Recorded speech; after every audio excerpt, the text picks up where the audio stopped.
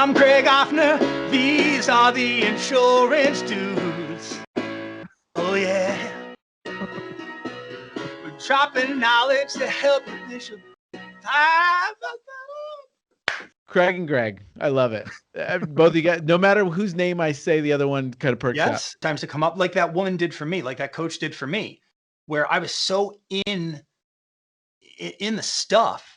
I hate the word journaling. It sounds so crunchy granola, like mystery novel writer sitting in an attic somewhere in Vermont. Like, I hate that term. It's the insurance dudes. Don't turn it off, man. That'd really be rude.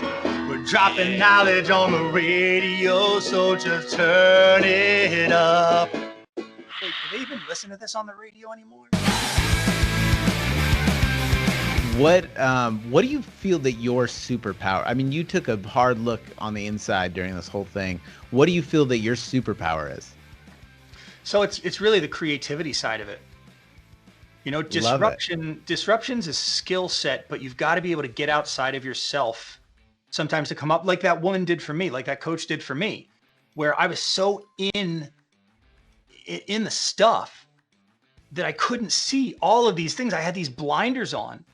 And what she helped me do, you know, in moments was just transform the whole way I saw the world, and everything changed. And so that's what I help my clients do. I help them find the one change that can change everything.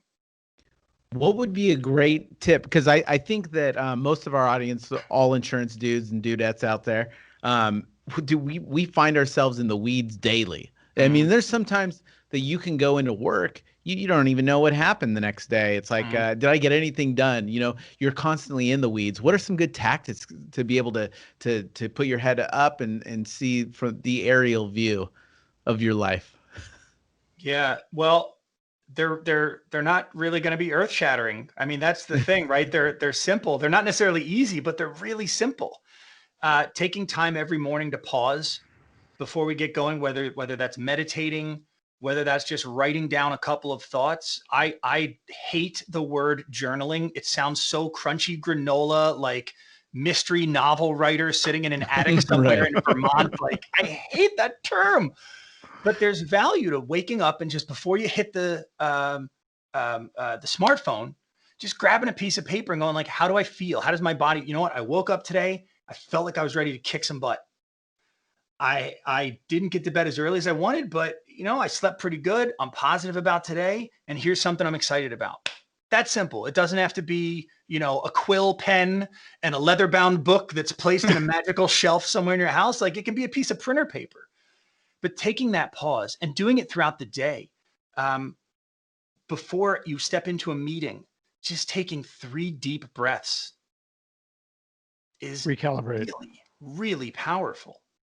Yeah. It's just almost like being more cognizant, right? Just more aware of what you're doing. Why is it that we get so in those?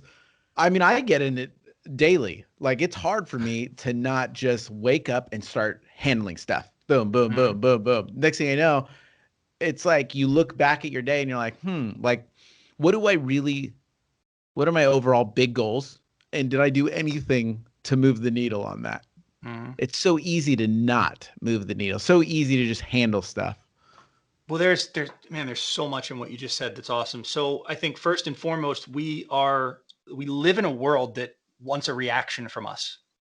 Yes. Whether it's social media, whether it's the phone ringing, a billboard that you're passing by, there's money to be made in getting you to react without thinking, pulling out your wallet and buying that thing now, right? Going on Amazon and hitting the buy button, whatever it is. And I love Amazon, by the way. They're great.